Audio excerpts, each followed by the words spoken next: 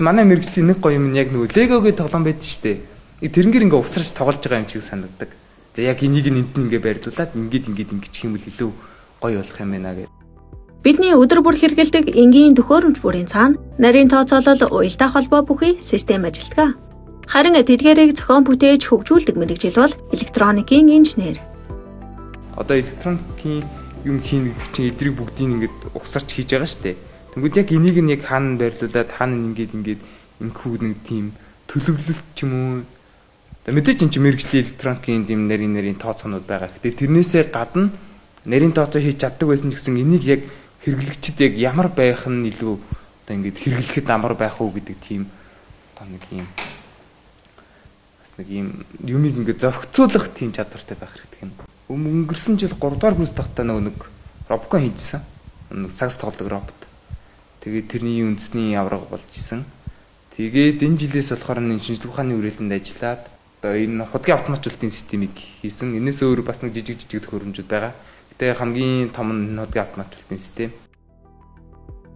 Хотын хүмүүсийн анзааралгүй өнгөрөөдөг зарим асуудал хөдөө орон нутагт өдөр тутмын амьдралын нэг хэсэг байдаг. Бат доржийн хувьд говь нутагт өссөн учраас халуун өдрүүдэд малаа услахдаа худаг дээр очих зэрэг олон асуудал тулгардаг тухай онцолсон юм. Тиймдээ ч үүнийг хэлбэршүүлэх технологийн шийдэл эрэлхийлж автоматжуулалтын систем зохион бүтээсэн байна. Худаг дээр нэг камер байрлана.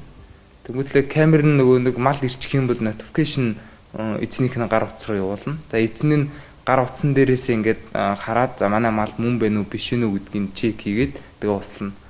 Мессежэд туслах боломжтой. Тэрийг нь заавал манай мал гэдэгхгүй хүний мал байсан ч гэсэн усч болно л доо. Тийм. Тэнгүүт зарим газар нэг сүлжээ муу байдэн штэ. Тэнгүүт сүлжээ муу асуудлаас болоод мессеж болохгүй байвал мал эрхэл юм бол ингээд ус хийгээд өгчдөг тийм бас горимдоо болж бас болно.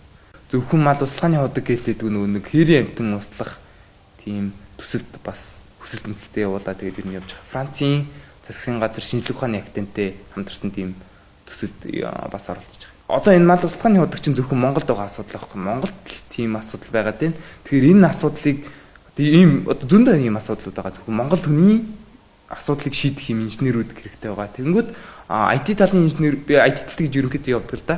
Гэхдээ софтвер инженерүүд чи яг юу хийдэг гэх юм бол аппликейшн веб ч юм уу тиймэрхүү юм хийдэг. Яг ийм биетэй ийм юм хийдэг төхөөрөмж хийдэг хүмүүс бол электроник хүмүүс тэгээд ер нь нэлийн цөөхөн байдаг. Хэцүү болохоор хүмүүс амар дундаас нь хаяад идэг гэх юм уу? Тогтмол хөдлөө ачаа үүсгдэг багаж хийж байгаа. Батлаг одоо үр ашигтай хэрэг хэмжээний чадал ашиглаж ийн гэдэг тийм хүмүүс байгаа. Тэгээд энэ төхөөрөмж маань голцоо нөгөө нэг электроникийн инженерүүд нөгөө нэг төхөөрөмж хийдэг хүмүүс ер нь төлхөө ашиглах боломжтой. Тийм. Төхөөрөмжийнхаа авах гүйдэл чадлыг хиймлэр үүсгээд батлаандаа ачаалал үүсгэж байгаа гэсэн үг. Ер нь бас үйлдвэрүүд байдаг, хийдэг үйлдвэрүүд байдаг. Гэхдээ тэд нар маш хүнтэй. Одоо ингээд миний хийж байгаа төхөөрөмж жишээ нь одоо ингээд нийтдээ ингээд 100,000 дотор багтлаа гэхэд тэд нар бол хамгийн багтаа $400-500 байна. Электроникийн салбар нүдэнд тэр бүр ил харагддагүйч бидний гар утаснаас эхлээд автомат систем, ухаалаг төхөөрөмжүүд бүгд инженерүүдийн мэдлэг бүтээл сэтгэлгээний үр дүн. Тиймдээ ч өөрийн санааг бодит төхөөрөмж болгон бүтээх нь инженерүүдийн хувьд хамгийн үнцэнтэй мөчүүдийн нэг. Компьютерийн модерборд утасны ард байдаг юм бордууд байдаг шүү дээ. Электробордууд. Тэр бордуудыг үл хийдэг. Одоо энэ яг миний хийсэн нэг худгийн маань электрон борд нь. Одоо компьютерийн модербордтой адилхан гэсэн үг. Тэнгүүт энийг хийхдээ програм дээр эхлээд схемээ гаргаад за энэ энд ийм эсрэг үзэл конденсатор за нэг тиймэрхүү ерөнхий схем гарна да. Тэгэж схем гаргаад схемээ дараа нь бүр яг ингээд бодитоор яг ингээд ямар байх уу гэдгийг одоо төлөвлөж гаргаж ирдэг юм уу. Яг энэ бол PCB автан. Одоо компьютерийн модербордууд яг ард нь ийм л юм байгаа гэсэн үг. Ингэж PCB автангаа гаргаад тэгвэл гаргаж ирснийхээ дараа энэ чи програмчлалыг нь хийдэг. Энэ болохоор STM32 гэдэг контроллер. Одоо яг аль яг ямар үед яах вэ ийх үү гэдэг тийм яг програмчлалыг нь бол STM32 гэдэг контроллер дээр хийгддэг. За энийг болохоор одоо энийг ингэж хавтангаа зураад гаргаж ирээд би энэ дээр Одоо ерөнхийдөө бол нэг ийм одоо боор тавтан гарч ирнэ гэсэн. Тэгээ энийг нь яг гараараа өөрсдөө хийгээд байгаа юм. Тэгээ энэ дээр бас нэг арай өөр төрлийн борд байна. Одоо энэ бордны өмнөх загвар нь энэ гэсэн үг. Бүр өмнөх нь энэ. Одоо ингээд сайжруулаад явж байгаа гэсэн үг.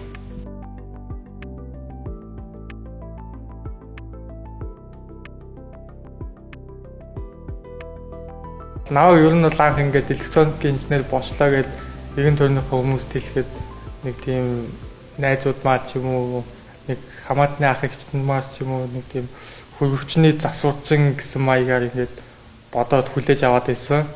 Тэгээд би болохоор бас өөрөө бас тийм юм байдгийн багтаа гэж нэг хэсэг бодсон. Гэтэ яг ингээд сураад яваад үзэхэд бол тис өөр байсан. Электроникийн инженер гэр хүмүүс нэг юм цахилгааны инженер ч юм уу, цахилгаанч ч юм уу, эсвэл нэг ямар нэгэн төхөөрөмжийн компьютерийн ч юм уу те ус услагчны ч юм уу засварчин гэж ойлгоод идэг. Ерөөсөө тийм биш.